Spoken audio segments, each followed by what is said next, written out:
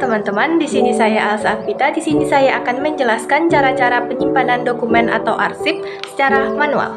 Seperti ini contohnya ya teman-teman. Di sini kita menggunakan cara penyimpanan sistem subjek.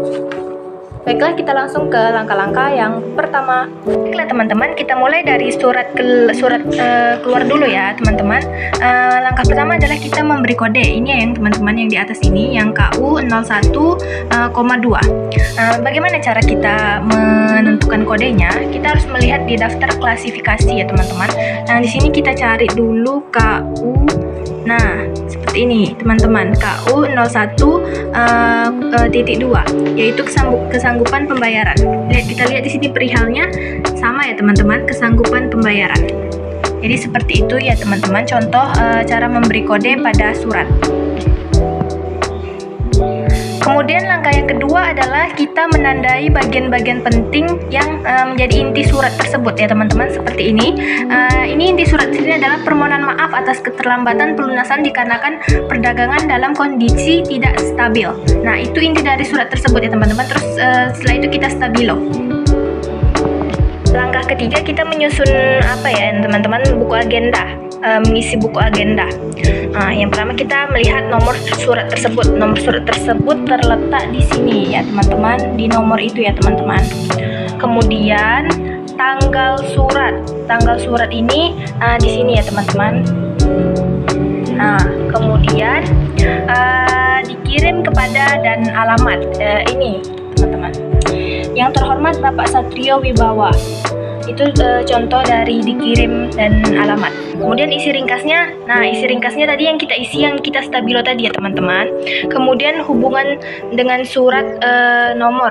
Kemudian ini apa ya teman-teman? Hubungannya nanti dengan surat ini, surat masuk. Karena tidak ada, tidak diisi.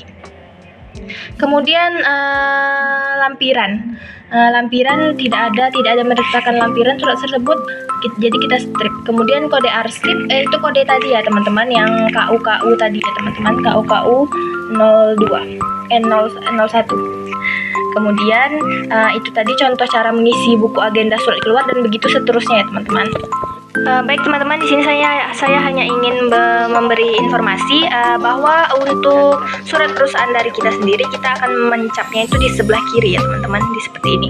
Dan untuk surat masuk, kita mencapnya itu menggunakan cap seperti ini teman-teman. Nah, ini kita isi di bagian-bagian yang kosong atau tidak mengganggu dari inti dari surat tersebut dan tidak merusak, seperti melenceng dari dan mengenai tanggal seperti ini teman-teman, itu tidak boleh ya. Yang penting kalian boleh bebas di mana aja, yang penting tidak merusak. Baik teman-teman, setelah langkah-langkah tadi sudah teman-teman lewati, sekarang kita mulai ke cara penyusunan arsip, yaitu dengan menggunakan sistem penyimpanan sistem subjek. Baik teman-teman, ini adalah salah satu penyimpanan sistem subjek menggunakan kertas HVS dan kertas Buffalo. Baiklah, untuk surat keluar, saya yang pertama menggunakan primer, kemudian sekunder, kemudian tersier, kemudian surat, kemudian primer, kemudian sekunder, kemudian tersier, kemudian surat dari perusahaan kita. Kemudian kita lagi, ini adalah sekunder, kemudian tersier, kemudian surat dari perusahaan kita, kemudian sekunder, kemudian tersier, kemudian surat dari perusahaan kita, kemudian tersier, kemudian surat dari perusahaan kita lagi. Ini adalah penyimpanan untuk surat masuk ya. Dan kita masukkan dulu buku agendanya, kemudian primer, kemudian sekunder, kemudian tersier, kemudian surat dari perusahaan yang dikirim kepada kita. Kemudian kita masukkan juga lembar disposisinya ya teman-teman. Ini wajib dengan ini ya, harus sama ya teman-teman. Kemudian primer, sekunder, tersier, dan surat tersebut sama dengan disposisinya juga. Ada primer, sekunder, tersier, dan ini adalah surat tersebut dengan lembar disposisinya juga.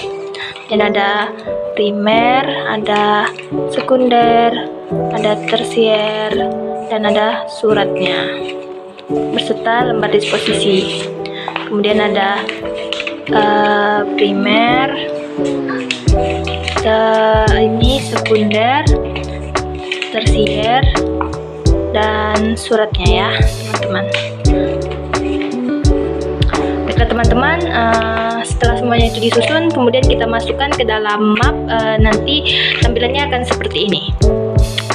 Baiklah, sudah selesai tugas dari saya. Terima kasih. Nah, itulah tadi teman-teman langkah-langkah cara penyimpanan arsip dengan menggunakan sistem subjek.